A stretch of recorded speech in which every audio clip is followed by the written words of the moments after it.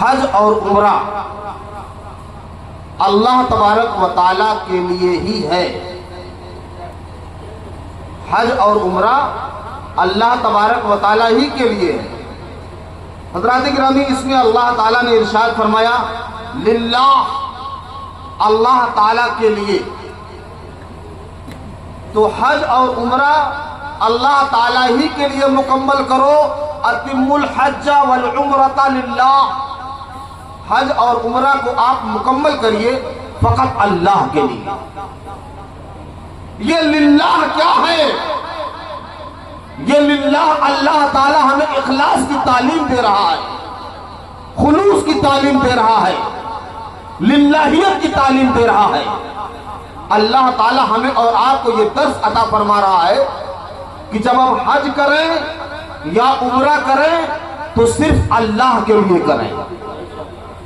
حضرات گرامی، اس مبارک سفر میں شیطان بہت بہکاتا ہے، نام و نمود کروانا چاہتا ہے، ریاکاری کروانا چاہتا ہے، غلو کروانا چاہتا ہے، لیکن اہل ایمان جانتے ہیں کہ یہ سفر دنیاوی سفر نہیں ہے، یہ ایمانی سفر ہے، یہ عقائدی سفر ہے، یہ للہی سفر ہے، یہ جنتی سفر ہے۔ پیغمبر اسلام صلی اللہ علیہ وسلم کو راضی اور ان کو صابر و شاکر پانے والا یہ سفر ہے۔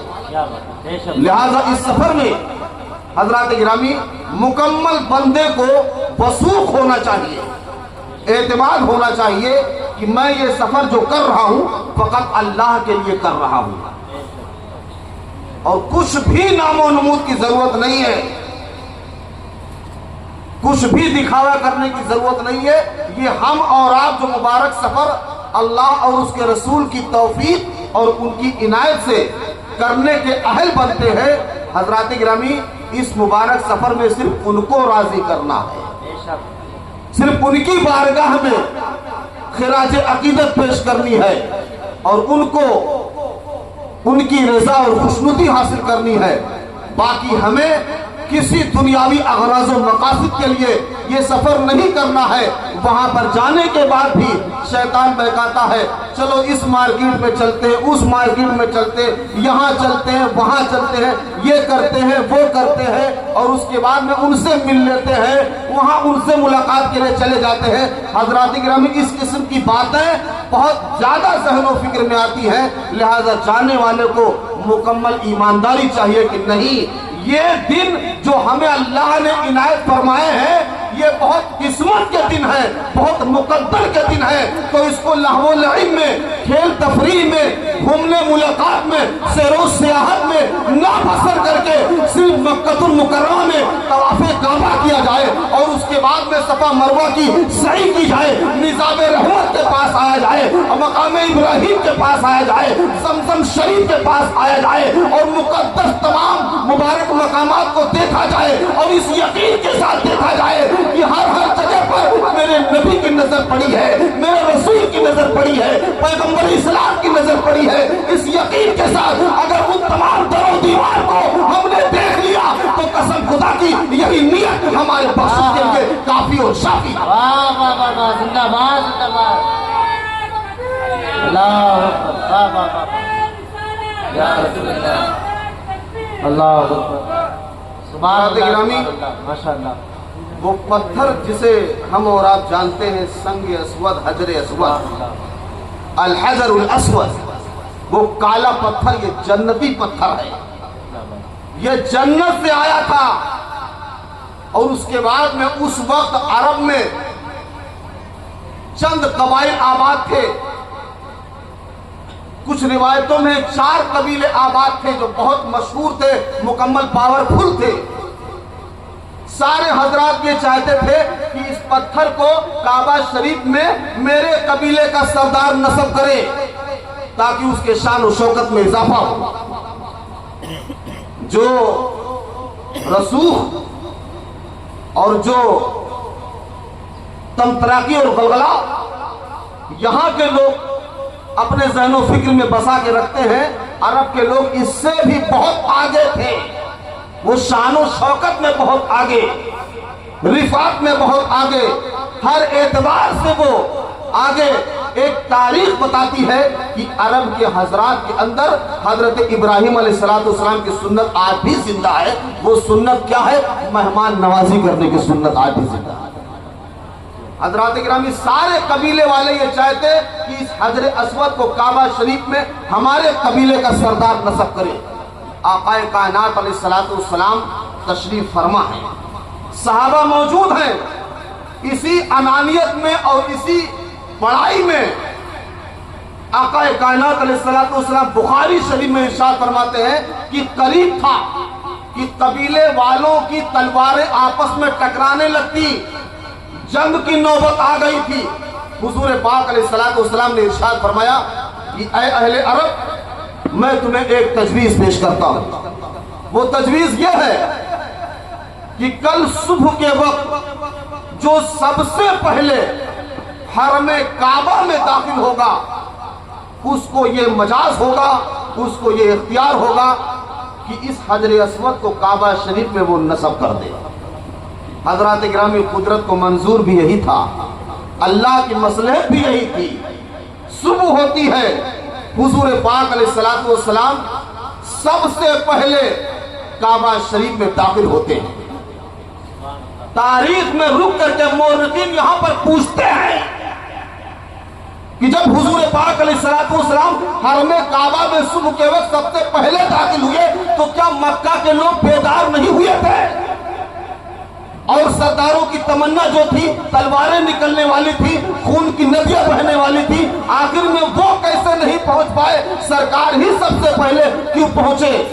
محدثین جواب دیتے ہیں کہ آقا کائنات علیہ السلام نے ارشاد فرمایا، یہ صحابہ نے بھی سرکار سے پوچھا، سرکار آپ ہی پہلے کعبہ شریف میں کیسے آ گئے صبح سویرے، اور لوگ کیوں نہیں آ پائے؟ آقا کائنات علیہ السلام ارشاد فرماتے کہ اللہ نے مجھے وحی بھیجی کہ حبیب آپ جائیے، مکہ کے تمام سرداروں، تمام لوگوں کو نیند آ گئی ہے اور وہ خواب خرگوش میں مبتلا ہے، سب سو رہے ہیں۔ جب پیغمبر اسلام کعبہ شریف میں داخل ہو گئے، خدا کا حکم ہوتا ہے کہ اب سب نیند سے بیدار ہو جاؤ۔ امام الانبیاء کعبہ میں پہنچ چکے ہیں، پیغمبر امن و شانتی کعبہ میں براجمان ہو چکے ہیں، جاؤ ان کے استقبال کے لیے اب حاضر ہو جاؤ۔ حضرات کرام، مکہ کے سارے لوگ، سرداران عرب، ایک داخل ہوئے، دو داخل ہوئے، سارے حضرات پہنچ گئے، مکمل لاہو لشکر کے ساتھ، اپنے حواری جواری کے ساتھ پہنچ گئے۔ کیا دیکھتے ہیں کہ حضور پاک علیہ السلام صحن کعبہ میں تشریف فرما ہے اور اپنے دستے مبارک میں حجر اسود کو لے کر کے مسکرا رہے ہیں۔ سبحان اللہ، سبحان اللہ، سبحان اللہ۔ حضرات گرامی، اب کعبہ کے سرداروں کو یہ خدشہ لاحق ہے کہ حضور صلی اللہ علیہ وسلم حجر اسود کو کعبہ شریف میں نصب کریں گے تو قریش کی شان بڑھ جائے گی، ہاشمی گھرانے کی عظمت و رفعت میں اور زیادہ اضافہ ہو جائے گا، اور ہمارا قبیلہ پسماندہ ہو جائے گا، ہمارے سردار سرنگو ہو جائیں گے۔ حضرات گرامی، آقا کائنات علیہ السلام چونکہ دلوں کے بھی حالات کو جانتے ہیں، کیا بات ہے، بے شک۔ سرکار نے فرمایا کہ اے اہل عرب، گھبراؤ مت، یقیناً اس پر میرا حق ہے معاہدے کے مطابق، لیکن آئیے فلاں قبیلے کے سردار آپ تشریف لائیے، فلاں قبیلے کے سردار آپ تشریف لائیے، فلاں قبیلے کے سردار آپ تشریف لائیے، فلاں قبیلے کے سردار آپ تشریف لائیے۔ 4 قبیلے تھے، چاروں قبیلوں کے سرداران کو آقا کائنات علیہ السلام نے طلب فرمایا، اور نبوی چادر، نبوت والی چادر کو سرکار نے بچھا دیا، سبحان اللہ، اور اس چادر پر حجر اسود کو اٹھا کر کے رکھ دیا، اور سرکار نے فرمایا کہ چادر کے ایک ایک کونے کو سردار حضرات پکڑیں اور پکڑ کر کے کعبہ شریف کے دیوار تک لے کر کے آئے۔ حضرات گرامی، سب مگن ہیں، سب خوش ہیں، वही सूरत जो जंग की पैदा होने वाली थी, आकाए कायनात अलैहिस्सलाम ने अपने अखलाके करीमाना से उसे मोहब्बतों में बदल दिया, उसे दोस्ती में बदल दिया, उसे ईसार में बदल दिया, उसे शफकत में बदल दिया, उसे रहमत में बदल दिया। इसलिए अल्लाह ताला बबागे दुहल इरशाद फरमाता है, वइन्नका लअला खुल्किन अज़ीम, ऐ महबूब आप तो अखलाक के अज़ीमुशान मर्तबे पर फाइज हैं।